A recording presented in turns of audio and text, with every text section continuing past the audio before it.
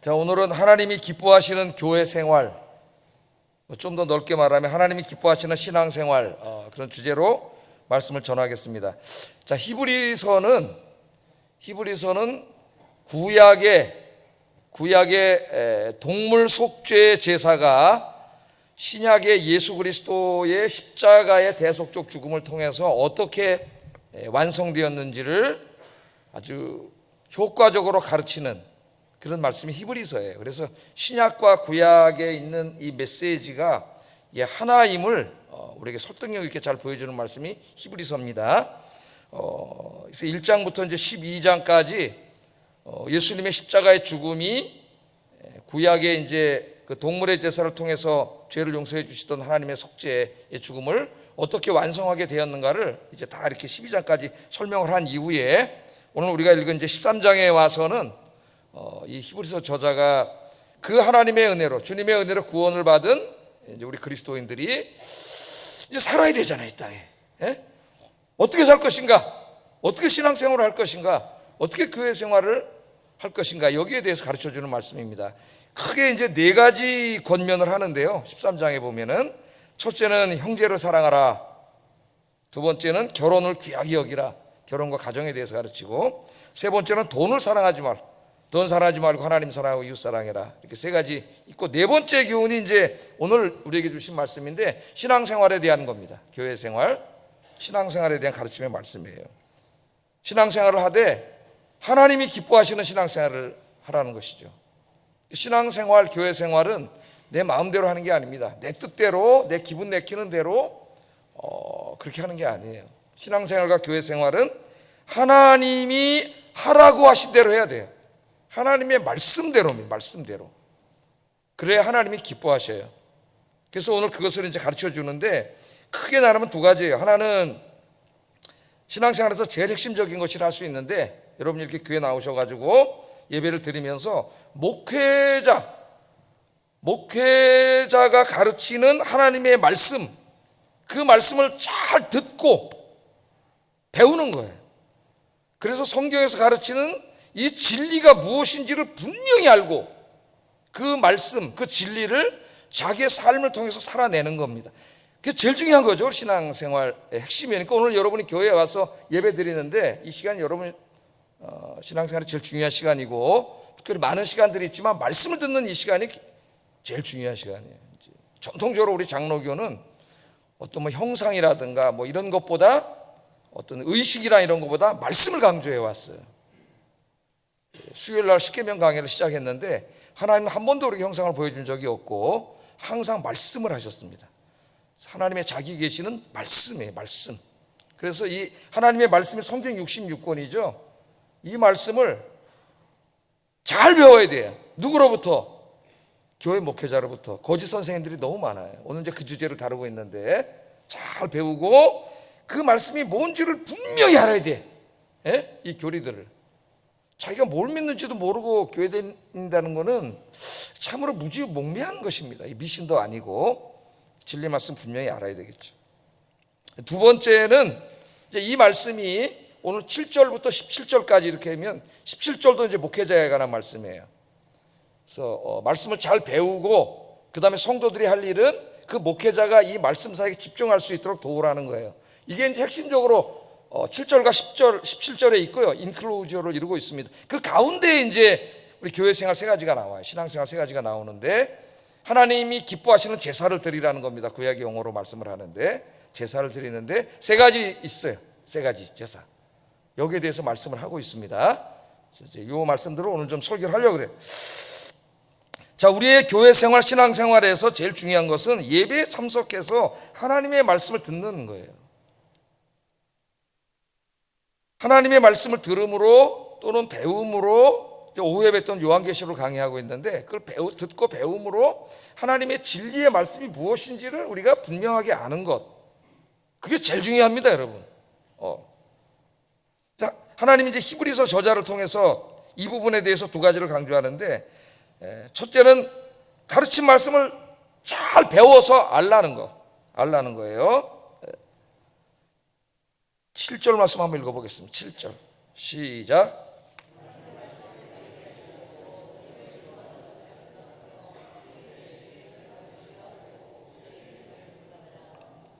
하나님의 말씀을 너희에게 일러주고 너희를 인도하던 자들을 생각하며 그들의 행실을 경마를 주의하여 보고, 하여튼 이제 이 당시엔 떠돌이 이렇게 돌아다니는 이렇게 이제 목회자들이 많았기 때문에 잘 듣고 이제 구분을 잘해야 된다는 말씀이에요. 그들 행실도 보고. 그러면서 중요한 건 뭐냐면 그들이 이제 참 목회자일 때 그들의 믿음을 본받으라. 이 말씀이 핵심이에요. 그들의 믿음을 본받으라. 자, 이 말, 그들의 믿음의 생활, 목회자들의 믿음 생활을 본받으라는 의미가 될 수도 있지만, 오늘 본문에서는 그런 의미보다는 그들의 믿음에 대한 가르침을 따르라는 말이에요. 그 다음에 이제 다른 교훈이 나오지 않습니까? 이단에 대한 가르침이 나오기 때문에 그 목회자들이 믿음에 대해서 가르치는 그 가르침을 따르라, 그런 말씀입니다. 오늘 히브리서 오늘 본문으로 이제 이것을 좀 국한시켜 보면은, 이 당시에 이제 이단들이 막 돌아다니면서 거짓 교사로 나오는데, 이 구원론에 대해서 이제 그 성경과 다른 이야기들을 가르쳤어요.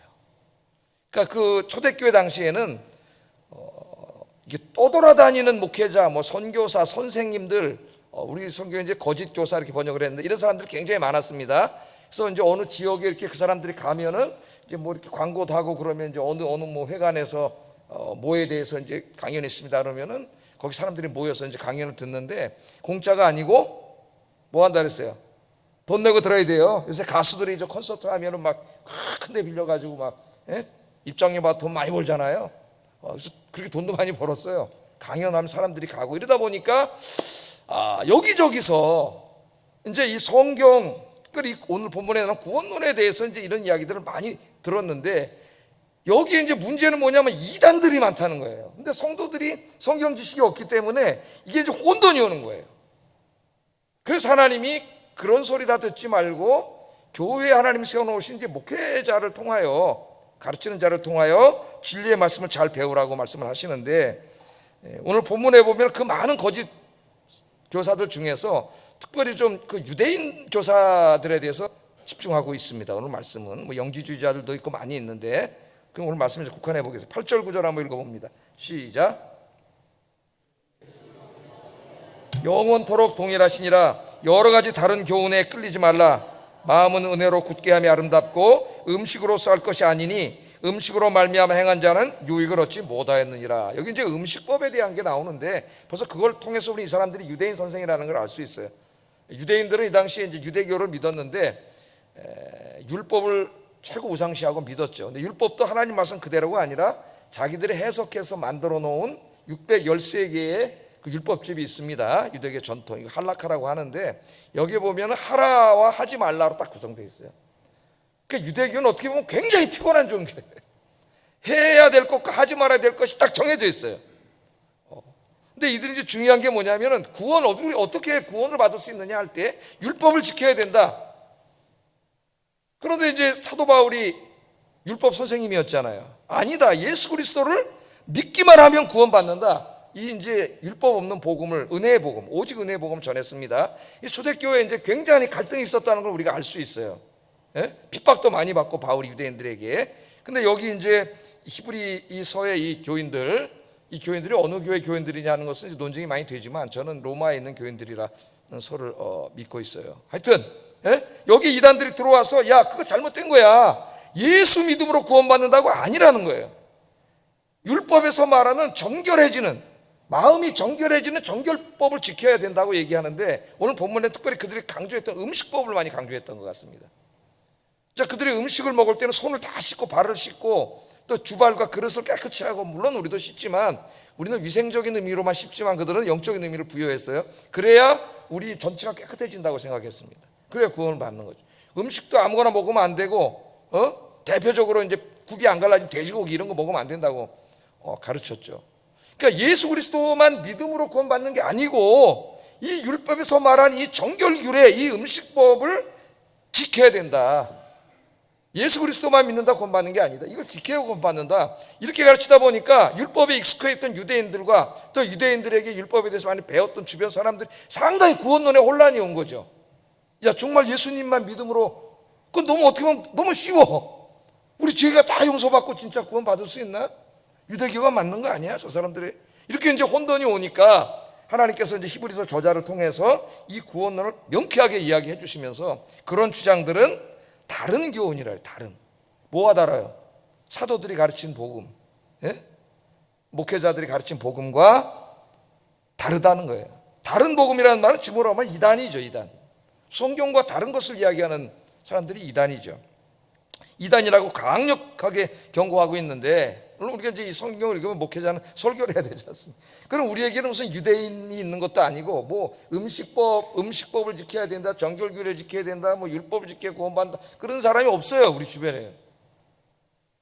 그런데 여러분, 예수 그리스도를 믿음으로 구원받는다는 것을 부정하는, 그런 이단은 차고 넘쳐요.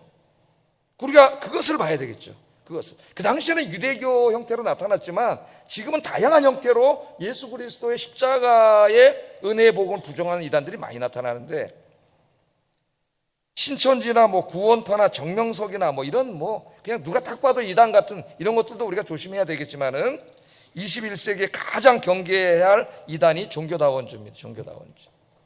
이 종교다원주의 핵심은 모든 종교에 구원이 있다고 주장하는 것이죠. 이제 이거 신부들이나 카톨릭 신부들이나 목사들이나 신학자들 중에 이런 주장을 하기 때문에 책도 쓰고 상당히 문제가 돼요.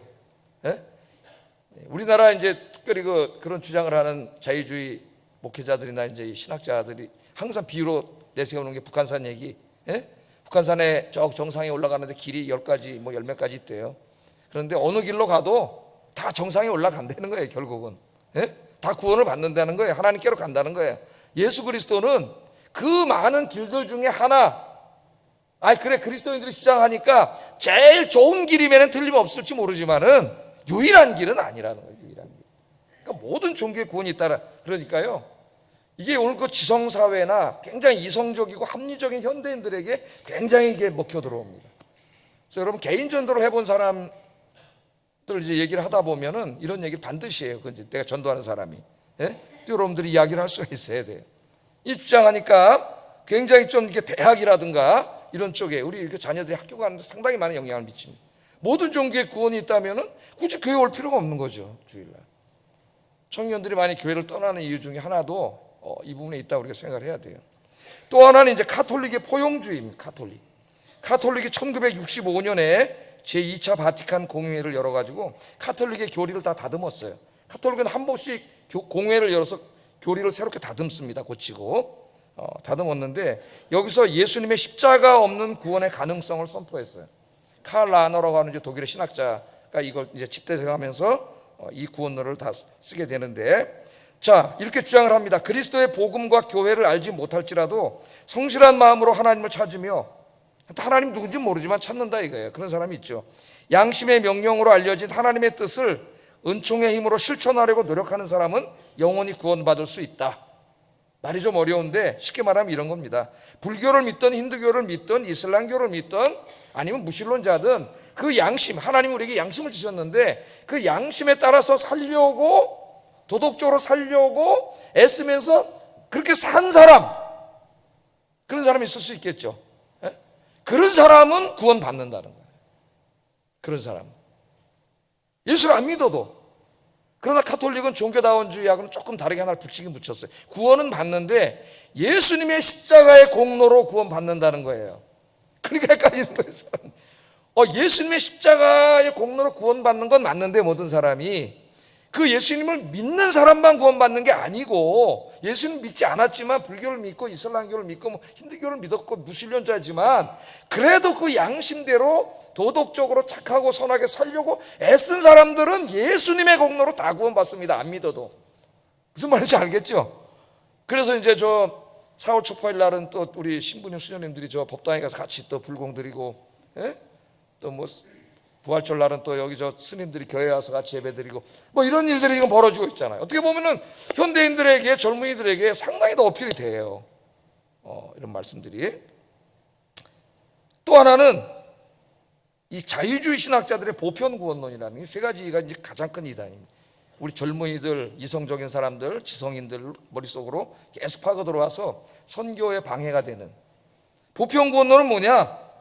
이제는 이 바르트나 몰트만 같은 이 큰 학자들이 이제 주장을 했는데, 이 사람들 책을 읽어보면은 그 하나님의 사랑과 은혜를 지나치게 강조해요. 그건 틀린 말은 아니에요. 외아들까지 주신 하나님의 엄청난 사랑과 은혜, 그것을 강조합니다. 그러면서 그 다음에 이제 우리랑 달라져요. 이렇게 사랑이 많으시고 은혜로우신 하나님이 죄인들을 저 지옥불에다가 지옥에 가게 해가지고 영원히 형벌할 수 없다. 하나님의 속성과 안 맞는다는 거예요. 예? 그래서 결국은 뭐냐? 하나님이 다 구원한다. 다 구원. 예수 안 믿어도 다 구원한다는 거예요. 그런 주장을 합니다. 제가 미국에서 이제 이렇게 리포트를 하나 쓰는데 아까 말했던 몰트먼의 제자가 교수였어요. 지금은 예일 대학의 교수로 계신데 미로실라프 볼프라고 유명한 사람입니다. 세계적인 최고의 학자인데 이 사람 책을 내줘서 몰트먼의 책을 하나, 이 주장을 하는 책을 분석해 오라고 숙제를 내줘가지고 The Coming of God이라고 그 어려운 책을 읽고 비평해서 낸 적이 있어요. 그러니까 미국에 가면 이제 교수들이 주는 숙제가 아주 중요한 책을 읽히고 이제 크리티컬 이밸류에이션을 하게 합니다. 실력이 늘어요. 첫째, 절반 정도 페이지, 한 15페이지 써야 되는데 한 7페이지 정도는 이 북을 어떻게 요약해 써머리 해야 돼요. 정확하게 읽고 무슨 내용을 말했는지. 예?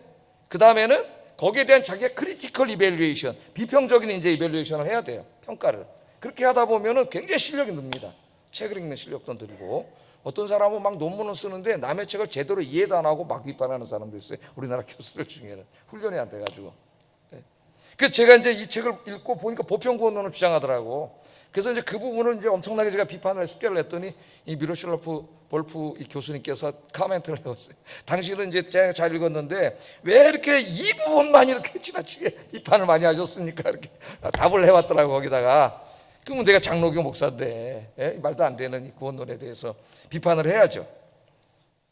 자, 특별히 이 포스트 모더니즘 사상에 물들어 있는 21세기 사람들에게 이 모든 종교의 구원이 있다는 주장과 카톨릭의 포용주의는 상당히 매혹적입니다. 포스트 모더니즘의 제일 중요한 명제가 뭐예요? 절대적인 진리는 없다. 모든 게 상대적이다. 그래서 우리는 절대적인 진리는 없으니까 톨레랑스 해야 된다는 거예요. 톨레랑스가 뭐예요? 불어지 불어. 영어로는 톨러런스고 관용이란 말이에요. 관용. 그러니까 나와 다른 것들을 배척하거나 자기만 옳다 진리라고 주장하면 안 되고 모두가 서로를 이렇게 포용하고 서로 이해하고 함께 더불어서 조화를 이루어 살아야 된다는 것이 지금 21세기의 이를 지배하는 어떤 문화입니다.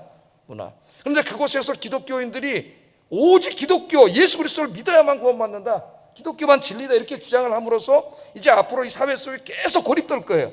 물론 그리스도인들이 아무 말도 안 하고 그냥 교회 다니는 척도 안 하고 전도도 안 하고 살면은 뭐 그런 일 없을 거예요. 그러나 정말 그 사람이 진리를 지키고 진리의 말씀 증거하고 살면은 고립될 거예요. 고립될 수가 있어요.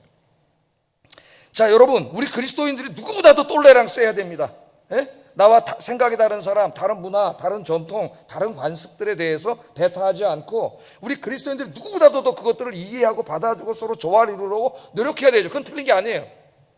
그러나 이것이 어떤 관습이나 전통이나 이런 문제가 아니라 진리의 문제라고 하면은 달라져요. 진리의 문제는 톨레랑스가 없어요. 통하지가 않는 거죠. 1 더하기 1은 얼마입니까? 2잖아요. 이거 진리예요. 수학적인 진리. 근데 어떤 사람들이 1 더하기 1은 만약에 그럴 사람은 없겠지만 3이라고 주장하는 사람들이 있다고 생각해 보세요. 우리 톨레랑스 해야 되니까 그래 1 더하기 1이 3도 맞을 수 있어. 이렇게 할 수는 없는 거죠. 진리는 안 되는 거예요. 그게 진리는 진리예요.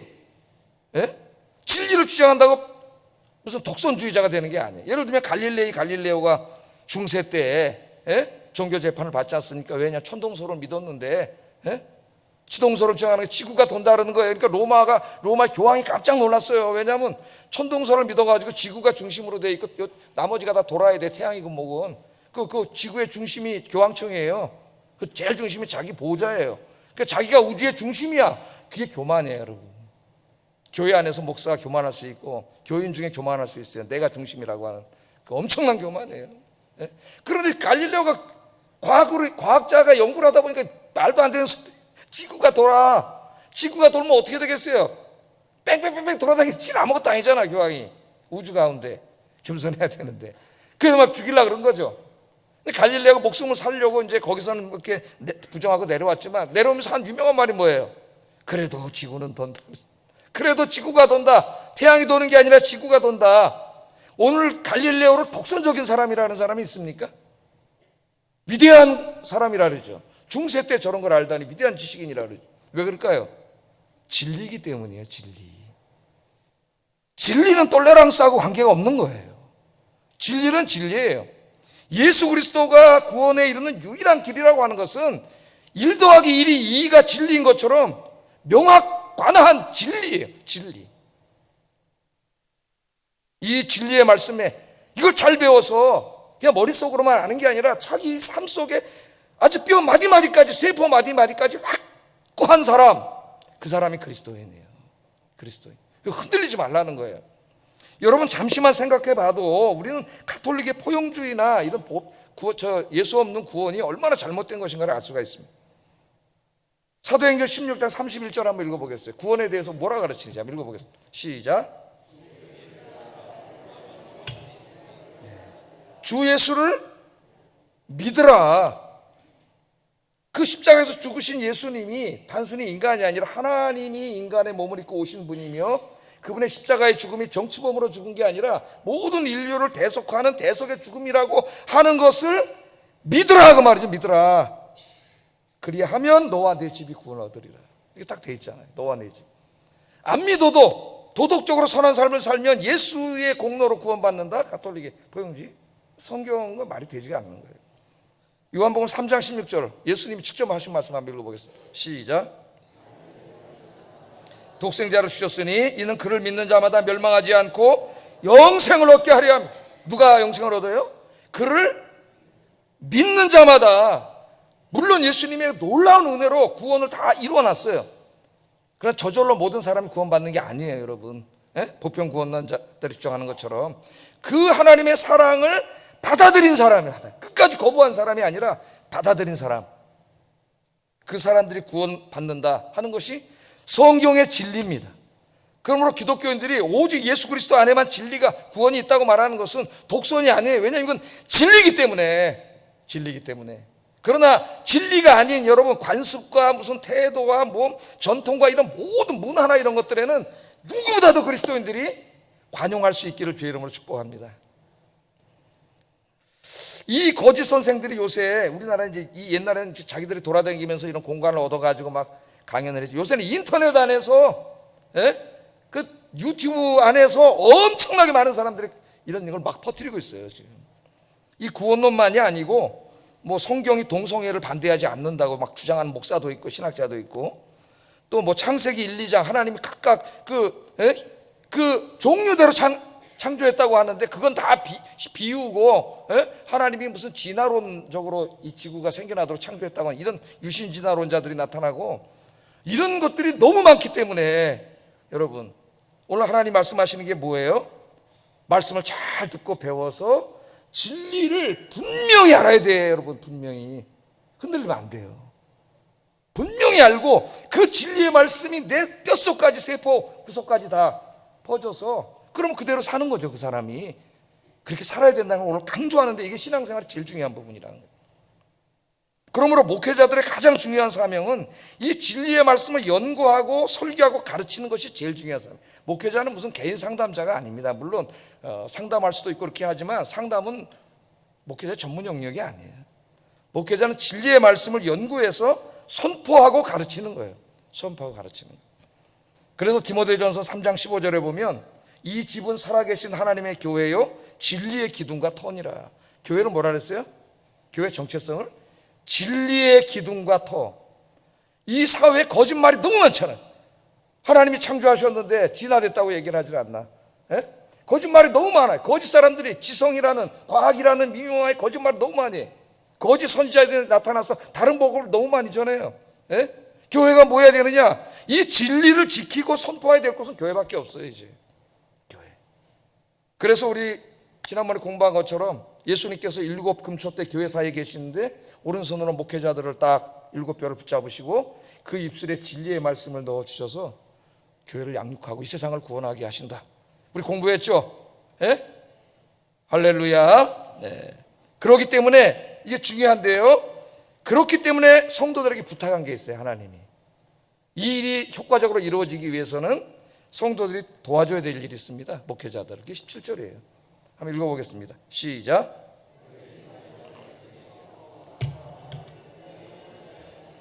자신들이 청산할 자인 것 같이 하느니라. 그들로 하여금 즐거움으로 이것을 하게 하고 근심으로 하게 하지 말라. 그렇지 않으면 너희에게 유익이 없느니라. 이렇게 말씀하셨어요. 너희를 인도하는 자들, 목회자들에게 순종하고 복종하라고 이렇게 말씀을 하시면서, 그렇게 하는 이유가 뭐예요? 목회자들이 이 진리의 복음을 선포하고 가르치는 일을 근심 가운데 하지 않고 어떻게 하라고요? 즐거움으로 할 수 있도록 도와줘야 된다는. 그러니까 이걸 여러분들 와서 막 목회자가 인간인데 막 목회자의 마음에 막 번민을 일으키고 자꾸 이렇게 하면은 집중을 할 수가 없죠. 목회자가 이 말씀에 자꾸 그 사람 생각나고 그 말이 생각나고 집중이 되지가 않아요. 옛날에 이제 문제 생긴 게 목사님 얘기를 들어보면은 이 설교 올라가려는데 딱 30분 전에 찾아온대. 30분 전에 설교를 할 수가 없이 만들어. 사탄이죠, 사탄. 예? 사탄이에요, 사탄. 그게. 그러니까 이 목회자가 이 일을 기쁨으로 집중해서 즐거움으로 하게 하려면 여러분들이 기도할 뿐만 아니라 그 일에 집중할 수 있도록 그 마음 범변하지 않도록 편안하게 만들어줘야 된다는 것이 하나님이 여러분에게 부탁하신 거예요. 잘 순종하시기를 주의 이름으로 축복합니다. 더 얘기하면 자기한테 잘하라 그러는구나 그럴까 봐 이제 더 이상 얘기 안 하겠습니다. 자, 이렇게 교회에 와서 하나님의 말씀을, 진리의 말씀을 잘 가르침을 받아야 된다고 하는 것과 그 목회자가 거기에 집중하도록 도와야 된다는 말씀, 이게 7절하고 17절 사이에 우리가 이제 교회에서 해야 될 세 가지 제사에 대해서 얘기하는 거예요. 세 가지 간단하게 좀 생각해 보겠는데, 첫째, 구약의 성도들은 하나님 앞에 갈 때 뭐라 그랬어요? 제사를 지냈어요. 신약의 제사라고 이야기할 때는 제사를 드리는 행위를 말하기도 하지만 또 하나님께 제사 지낼 때 드리는 제물을 말하기도 해요. 이 두 가지가 다 포함이 되는데, 하나님은 빈손으로 오지 말라 그랬죠. 그래서 갈 때 꼭 이제 하나님께 드릴 예물을 가지고 갑니다. 그런데 우리 예수님이 신약 시대에는 모든 제사를 십자가에 자기 몸을 드림으로 다 완성했기 때문에 우리는 더 이상 동물 제사를 드리지 않아요. 그래서 신약에서는 제사라는 말을 쓰지 않는데, 오늘 신약의 이 신앙생활, 교회 생활을 가르칠 때에 이 히브리서 저자는 다시 제사라는 말을 썼어요. 더 이해가 빠르게 하기 위해서. 그들의 문화니까. 세 가지 제사인데, 첫째는 주님과 교회를 위한 헌신과 수고의 제사를 드리라는, 헌신과 수고의 제사예요. 10절 14절 한번 읽어보겠습니다. 제가 읽을게요. 우리에게 제단이 있는데 장막에서 섬기는 자들은 그 제단에서 먹을 고난이 없나니, 이는 죄를 위한 짐승의 피는 대제사장이 가지고 성소에 들어가고 육체는 영문 밖에서 불사름이라. 그 다음이 중요해요. 그러므로 예수도 자기 피로써 백성을 거룩하게 하려고 성문 밖에서 고난을 받으셨느니라. 그런즉 우리도 그의 치욕을 짊어지고, 이게 이제 하라는 말씀입니다. 예수님의 치욕을 짊어지고 영문 밖으로 그에게 나가자, 그렇게 말씀하셨어요. 구약시대 대제사장들이 우리 죄를 속해주시기 위해서 어떻게 했습니까? 동물을 잡아서 몸을 불태우고 그 피를 가지고 성소에 들어가 제단에 뿌렸죠. 그 일을 예수님이 하셨다는 거예요. 십자가에서 하신 일이 그 일이라는 거예요. 예수님은 자기의 몸을 제물로 드리고 그렇게 함으로 우리 죄를 용서해 주셨죠. 치욕의 십자가를 지셨잖아요. 그 예수님을 생각하면서 그 십자가의 은혜로 구원받은 우리들이 어떻게 된다고요? 예수님이 지었던 그 치욕의 십자가를 짊어지고 예수님께 나가야 돼. 구약의 성도들은 동물 제물을 가지고, 예물을 가지고 주님께 나갔지만, 신약의 그리스도인들은 그 예수님이 지셨던 치욕을 짊어지고 가야 돼. 그 치욕이 뭐예요? 십자가죠. 십자가. 그래서 우리 예수님이 제자들에게 마가복음 8장 34절 35절에 무리와 제자들을 불러 이르시되, 누구든지 나를 따라오려거든 자기를 부인하고 자기 십자가를 지고 나를 따를 것이니라. 누구든지 자기 목숨을 구하고자 하면 잃을 것이요, 누구든지 나의 목숨을, 자기 목숨을 잃으면 구원하리라. 자기의 목숨을 버리기까지. 오늘 이따 오후 예배 이제 서머나 교회가 그 순교 신앙인데요, 헌신과 수고입니다. 우리가 하나님께 드려야 돼. 하나님이 기뻐하시는 첫 번째 제사는 헌신과 수고. 우리 그리스도인들은 주님을 위한, 교회를 위한 헌신과 수고가 있어야 된다. 두 번째는 찬미의 제사를 드려. 찬미도 제사라 그랬어요. 찬미의 제사. 15절 한번 읽어보겠습니다. 시작. 찬송의 제사를 하나님께 드리자. 이는 그 이름을 증언하는 입술의 열매니.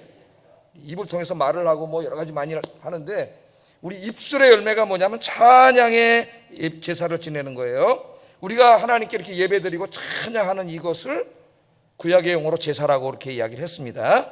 이게 입술의 열매예요. 그러니까 찬송은 뭡니까? 나를 구원하기 위해서 독생자를 보내주신 하나님의 사랑, 자기의 생명을 주신 예수님의 사랑에 감사하면서 감사 찬송을 부르. 네?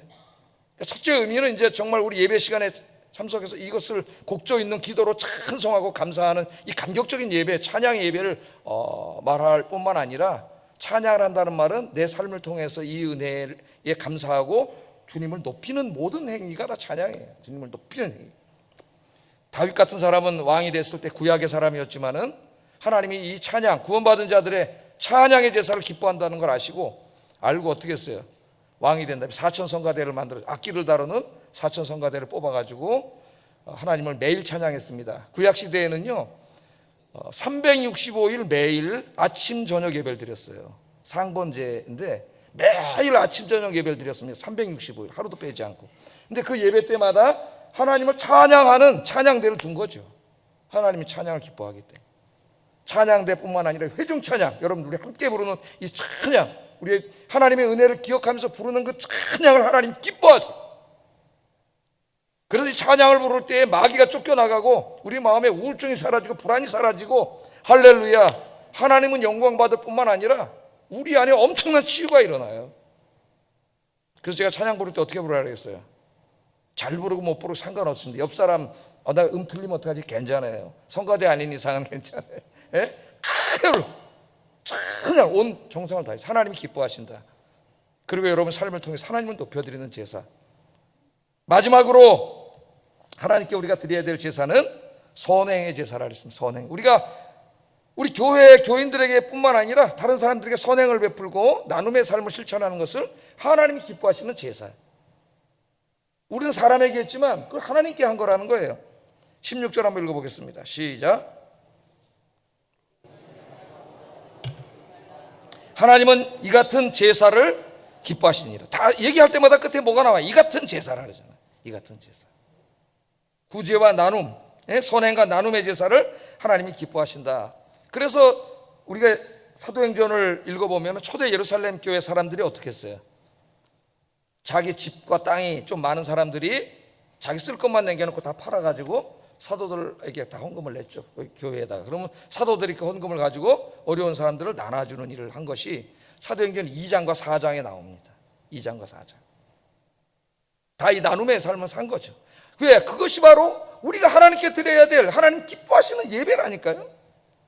그 선행과 나눔이 나밖에 모르고 그냥 다 모든 거 엉켜쥐고 나만 왜 쓰고 사는 사람은 이 하나님이 기뻐하시는 제사를, 예배를 못 드리는 사람이, 안 드리는 사람이죠. 이 초창기에 교회가 가장 순수했을 때, 그때 교회들을 보면 이 초대 교회에서 이제 글들이 나오는데 그리스도인 다 그렇게 살았어요. 예를 들면 AD 2세기에 칼타코 출신의 신학자 이제 터툴리안이라는 사람이 있었는데 이분이 쓴 글에 이렇게 나옵니다. 그 당시의 교인들이에요. 교회 헌금은 각자의 소득에 따라 자발적으로 내놓는다. 이 헌금은 가난한 사람들을 후원하고 매장하는 일, 생계수단과 부모가 없는 소년과 소녀나 집에 홀로 남은 노인의 필요성을 공급하는 일, 파손과 같은 불행한 일을 당한 사람들, 하나님의 교회에 충성하다가 광산이나 섬으로 쫓겨가거나 감옥에 갇힌 사람들, 그런 사람들이 많았어요. 그때는 이 사람들을 돕는 일에 사용되었다. 우리는 한 마음과 한 영혼을 품고서 서로 이 땅의 물건을 통용하는 것을 주저하지 않는다. 우리의 아내들만 빼놓고 모든 것을 공유했다. 아내들을 빼놓고 모든 것을 공유했다는 제사는. 그러니까 그것이 왜냐하면 하나님 기뻐하시는 제사, 하나님이 드리라는 제사예요. 그러니까 초대교회는 하나님의 말씀대로 살았던 가장 근접한 교회입니다. 오늘 현대교회의 모습은 많이 벗어나 있는 거죠. 하나님이 목적이 아니라 교회 자체가 목적이 됐기 때문에, 교회 성장, 부흥, 교회 건물 크게 짓기, 이런 게 목적이 되기 때문에 중세교회처럼 많이 타락한 거예요. 제가 마지막으로 이제 아름다운 이야기를 좀 말씀드리고 우리 그리스도인들이 이렇게 살았으면 좋겠다, 이런 이야기 드립니다. 설교를 마치려고 합니다. 한 방송작가 송종림 씨인데요, 참 좋은 당신을 만났습니다. 제가 5권까지인가 읽었어요. 5권. 계속 이런 주제로 글을 쓰는데 3권에 나오는 이야기입니다. 이 책이 이제 지선이라고 하는 한 여성이 나왔는데 나오는데 남편하고 함께 이제 남편 독일로 유학을 가가지고 따라간 것 같아요. 같이 사는데 이제 거기서 임신을 하게 됐다 그래. 아이를 낳는데 임신하다 보니까 이제 입덧도 많이 하고 그래. 그리고 이제 먹을 거 잘 못 먹고 그러다 보니까 엄마가 해준 그 음식 된장찌개는 뭐 이런 삼계탕 이런 게 너무나 먹고 싶은데 엄마가 없잖아, 독일에 있으니까. 힘도 빠지고 막 그러고 이제 서러워하고 있는데 어느 날 옆집에 사는 어머니 뻘 되는 아주머니가 직장 다니시는 분이 찾아온 거예요. 점심때. 그것도 바쁜 직장일 하다가 점심때 짬을 일부러 내가지고 찾아온 삼계탕을 끓여가지고 삼계탕. 아이고 입도 하느라 아무것도 못 먹는데 얼마나 힘드냐. 그러면서 삼계탕을 주더라는 거예요. 삼계탕을. 그랬더니 이걸 보고 눈물이 그냥 왈칵 쏟아졌다고 얘기합니다. 아주머니가 딸처럼 여기고 등을 토닥토닥 두들겨주면서 위로했다는 그런 글이 나와요. 그러니까 무슨 너무 위대한 선행 그런 게 아니라 그러니까 작은 관심이죠. 작은 관심. 가까이 있는 사람들. 또 이런 얘기도 있습니다. 어느 날 이제 출근을 자기가 하려고 그러는데 추운 겨울이었다 그래요. 환경미화 아저씨들이 이제 새벽 기도 왔다 갔다 하는 사람은 알 거예요. 그 새벽에 그 추운데 어떤 날 영하 15도 16도 내려가는데 청소 막 하고 그러죠. 그래서 자기가 이제 아침에 보고 마음이라도 위로해 드리려고 수고 많으세요 감사합니다 하려고 했는데 딱 보니까 옆에 있는 한 60대 되신 아저씨가 옆에 자판기에서 커피 2잔을 뽑아오더니 아이고 수고 많으십니다 차 한 잔을 이렇게 드리고 그러니까 그분이 너무 고마워가지고 아이고 감사합니다 그래서 받더라는 거예요. 얼마나 위로가 됐을까 그분이 새벽에. 너무 그렇게 대단한 일이 아니에요. 하나님이 하라고 하는 일들이 그런 일이 그게 하나님이 기뻐하시는 제사라는 거죠. 지금도 그런 일이 있는지 모르겠지만은 한양대학 구내식당에 가면은 특별한 아르바이트생들이 있답니다. 오전 11시부터 오후 2시까지 식당에서 이제 식권도 팔고 설거지도 하고 뭐 이제 음식 나르고 이런 아르바이트를 해요. 3시간 하는 거죠. 11시에 보통 수업이 끝납니다. 대학에 11시에서 2시까지 이렇게 이제 일하는 아르바이트생들인데 이 일을 하면은 3시간 일을 하면 하루에 식권을 7장 준대요. 돈으로 안 주고 식권을 7장 주는데 그 7장을 그 일하는 애가 받는 게 아니고 이것이 이제 그 끼니를 잘 못 먹는 애들이 있다릅니다. 그 이제 어려운 학생들이 있대요. 지금도. 그래서 그 학생들이 이게 점심값으로 전달이 되는 거야. 이게 내가 갖는 것도 아니에요. 7장이 전달이 되는데 기초수급 학생들이 한 250명에게 익명으로 이렇게 전달이 되는 거죠. 그러니까 이 아이들이 자기가 그 아까운 시간 점심 먹는 시간 할애해서 일을 하고 그래서 어려운 친구들 돕는데 자존심 안 상하게 이제 이게 잘 이렇게 되는 거죠. 근데 이 일이 뭐 학교에서 누가 하거나 교수가 시작한 게 아니고 한 학생의 아이디어에서 나왔다. 한 학생 친구 중에 그런 친구가 있는 걸 보고 안타깝게 여겨서 그냥 내가 주면 자존심 상하니까 이런 방법을 택해가지고 모집을 했는데 60명이 왔다는 거예요. 60명이 와서 이제 그 일을 해가지고 그렇게 도와줬다는 거예요. 야, 제가 글을 읽으면서 그런 생각을 해봤어요. 이 사회를 아름답게 만드는 방법은 우리 뉴스처럼 맨 범죄 행위하고 막 길거리에서 물론 그런 것도 뉴스는 내야 되겠죠. 찌르고 마약 먹고 술 먹고 젊은이들 이런 일탈한 모습만이 아니라 좀 그런 거 보여주는 만큼 이런 아름다운 이야기들을 좀 많이 보여줘야 이게 더 선한 교육이 되지 않을까 그런 생각이 들었어요. 제가 이제 대학 다닐 때도 보면은 이상하게 또 신학교에는 그런 사람이 많이 왜 이렇게 밥을 못 먹는 학생 가난한 사람들이 목사 하여튼 저 배고프니까 목사 돼 가난한 사람들이 많아요. 근데 최근에는 보니까 제가 신대원 가보니까 그 넓은 주차장에 차가 수백 대더라고요. 그래서 신학생들은 부자구나 그런 생각이 그때 너무 가난해가지고 끼니를 못 먹는 친구들이 진짜 많았어요. 그래서 이제 그 학교에 홍충호 교수님이라고 계셨는데 지금 돌아가셨는데 동도교회 장로님이셨습니다. 역사를 가르치셨는데 이분이 이걸 안타깝게 여기고 사비를 털어서 식권을 한 50장씩 사가지고 통을 하나 만들어가지고 거기다 넣으셨어요. 누구든지 배고픈 자가 가져가서 먹어라. 누구나 가져가면 돼 배고픈 사람이. 그랬더니 이걸 감동을 받았고 이제 학생들도 거기다 넣고 좀 여유가 있는 학생들이 지금도 있다 그러더라고요. 우리 목사님 들으시는데 그 너무나 아름다운 전통이죠. 그러니까 우리 신앙생활이라고 하는 것은 교회에 와서 우리가 예배드리고 찬미의 제사를 드리고 말씀을 배우고 그런 것뿐만 아니라 우리의 세상에 나가서 삶 속에 나가서 이런 아름다운 사랑과 나눔을 실천하는 것 작은 것 하나라도 그 모든 것이 하나님이 기뻐하시는 예배다. 여러분들이 이 하나님이 기뻐하시는 예배를 드리는 참 예배자가 되기를 주의 이름으로 축복합니다. 기도하겠습니다. 말씀을 정리하면서 기도하겠습니다. 목회자가 가르치는 하나님의 말씀을 늘 기억하고 집에 가서 되새기면서 하나님의 말씀대로 살려고 힘쓰는 사람이 되게 하소서. 목회자의 영적인 권위를 존중하며 기도와 헌신으로 평안한 가운데 즐거운 마음으로 목회할 수 있도록 협력하게 하소서. 날마다 하나님께 헌신과 찬미와 선행의 제사를 드리는 삶이 되게 하소서. 기도하겠습니다. 사랑하신 아버지 하나님, 감사합니다. 오늘 귀한 말씀을 통하여 주 예수 그리스도의 십자가의 은혜로 구원받은 저희들이 이 남은 생활을 어떻게 살아가야 되는가, 어떻게 신앙생활해야 되는가, 무엇이 중요한가 하나님 가르쳐 주신 거 감사합니다. 날마다 주의 전에 모든 예배 참석해서 하나님의 말씀을 듣고 열심히 배워 주님이 원하시는 하나님이 가르치신 진리, 참 진리가 무엇인가를 분명히 알고 그 진리의 말씀을 내 삶을 통해 살아내는 우리 그리스도인들이 되게 하여 주시옵소서. 뿐만 아니라 교회 안에서 우리의 삶 속에서 주님이 기뻐하시는 예배를 드리게 하소서. 헌신과의 예배를 드리게 하시고 찬미의 제사를 드리게 하시고 나눔과 선행의 제사를 드리는 우리 아윤교 성도님들이 되게 하여 주시옵소서. 예수님 이름으로 기도드립니다. 아멘.